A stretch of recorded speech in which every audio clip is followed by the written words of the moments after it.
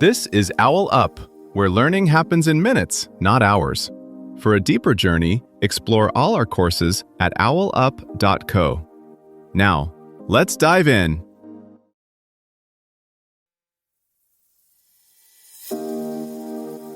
Chapter 1 of How Viruses Work, From Common Cold to Pandemics. Introduction to Viruses, Nature's Tiny Machines. In this chapter, you'll learn: describe the basic structure of a virus. Let's dive in. Right now, there are more viruses on Earth than stars in the observable universe, yet each one is basically a tiny packet of instructions, waiting. In this episode, we'll step inside that packet and ask, how does something that isn't really alive reshape entire worlds? A strange thing happens when you zoom out from individual infections and look at viruses at planetary scale. They stop being just agents of disease and start to look like a hidden operating system for life on Earth. Out in the oceans, for example, marine viruses kill an estimated 20% of all microbes every single day. That's not just microscopic carnage, it constantly recycles carbon and nutrients, shaping climate and food webs. Inside us, remnants of ancient viral invasions help control placenta formation and gene regulation. Even bacteria carry molecular wanted posters in their DNA, CRISPR sequences, recording past viral attacks and powering one of the most important tools in modern biotechnology.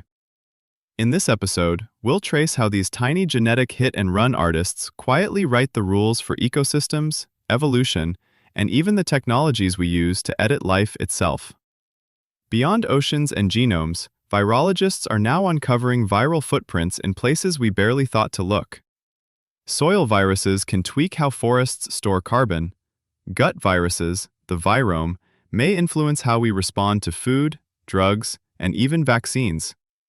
Hospitals track viral evolution in real time to predict the next outbreak, while data centers borrow viral replication ideas for error-correcting codes. One analogy helps here. Like a global stock market of genes, viruses constantly trade bits of DNA and RNA between species, shifting biological fortunes in ways we're only starting to map.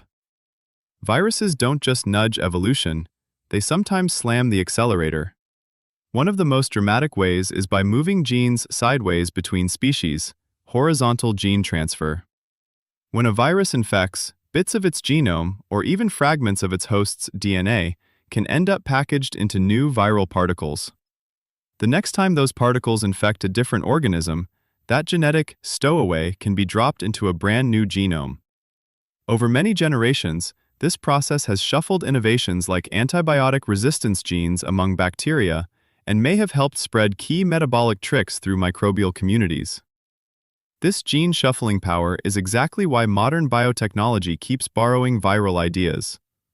Viral vectors, engineered shells that deliver customized genetic cargo, sit at the heart of many gene therapies under development.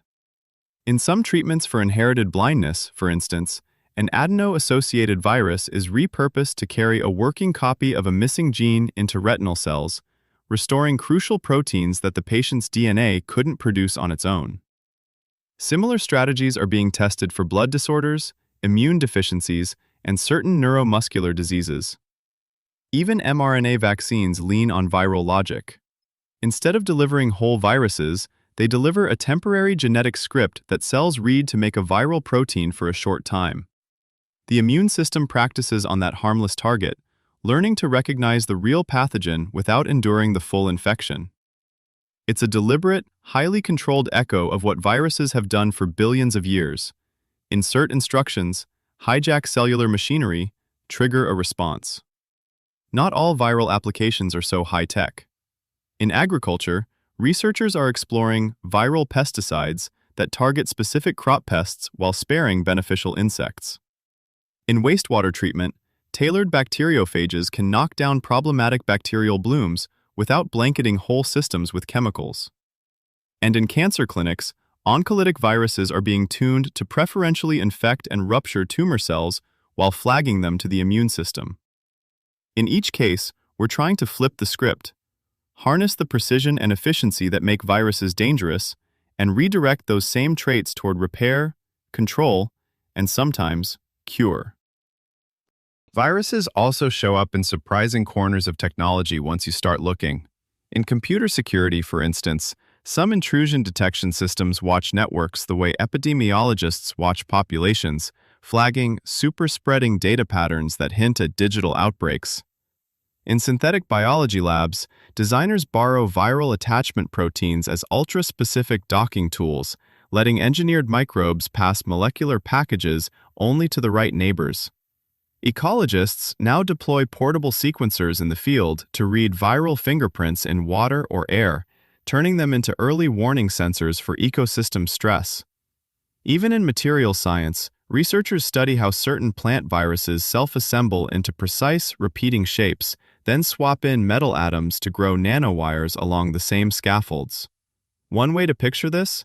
In the same way frequent flyer programs quietly track and route travelers across the globe, viruses quietly track and reroute genetic and informational traffic across the biosphere and our technologies.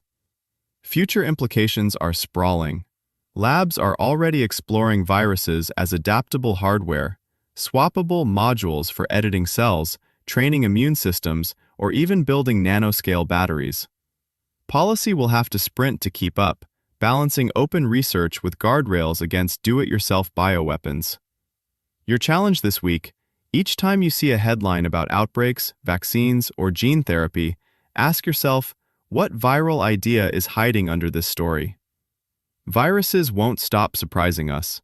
Next-gen tools may use them to map cell-to-cell conversations in real time, like turning on subtitles for your own biology. Others may log infections across your lifespan, a molecular travel history stamped into your cells.